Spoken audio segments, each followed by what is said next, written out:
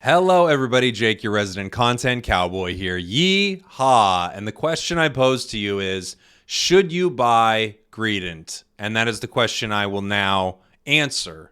The question I pose to you, I will now answer. Wow, what a world we live in. First of all, hi everyone. I've been up all night playing Greedent and opening pumpkin boxes that are robbing me blind.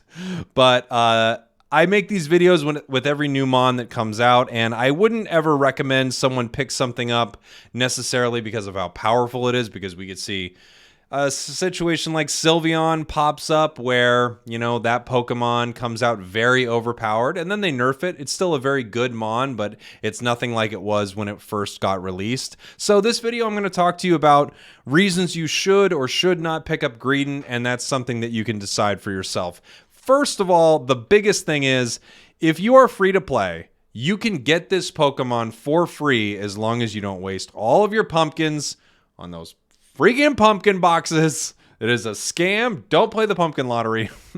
But if you do all of the check-ins throughout the event, if you complete all of the quests throughout the event, you will get enough pumpkins to get Greedent for free. So you don't need to spend gems. You don't need to spend coins. You will get Greedent for free. So if that's something you're concerned with and you just want to wait, go ahead and wait. You will get this Pokemon. Now, something that happens in this game that I cannot guarantee will happen with this, but it happens with every other mon so far.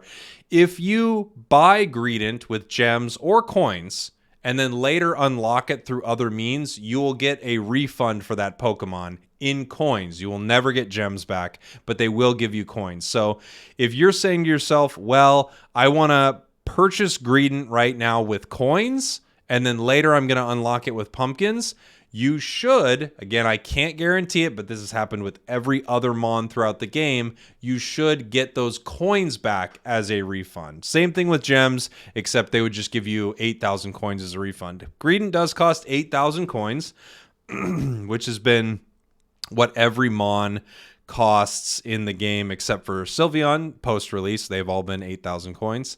And let me talk a little bit about Greedent. So Greedent has a couple movesets. The one that I feel like is very, very powerful is the Belch moveset. You could probably use it with either one of his other abilities, but I like the Stuffed Cheeks. Is that what it's called? Stuffed Cheeks ability? Something like that. So Greedent is very tanky, can heal itself like crazy, and actually has a move that does a ton of damage. It's a really interesting defender.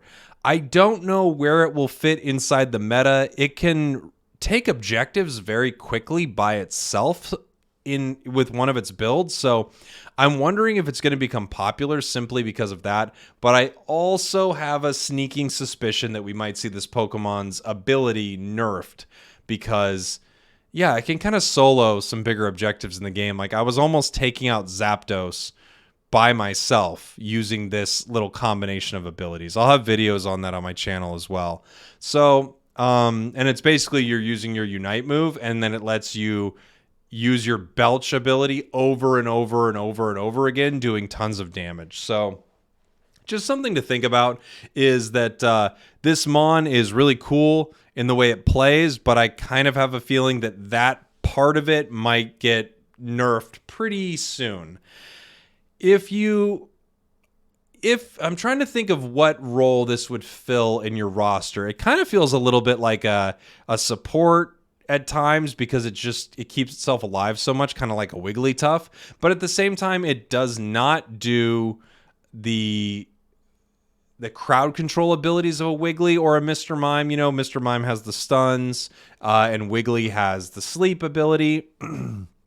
So I guess I would say, if I had to compare it to another mon on the roster, in some ways, it just does so much bursty damage. What does it feel like? It's a weird Pokemon. It really is, because in some ways it's super, super tanky, and then it can output a ton of damage all at once. I guess in that sense, it sort of fills a unique role in the roster a little bit. Although if you're looking for this to replace one of your defenders, I'm not necessarily sure that it will. In some ways, it kind of replaces an all-rounder. I don't know. It's going to be the kind of Pokemon that the enemy team is going to have a tough time ever KOing. You can harass people a ton. In that way, it does feel more supporty, right?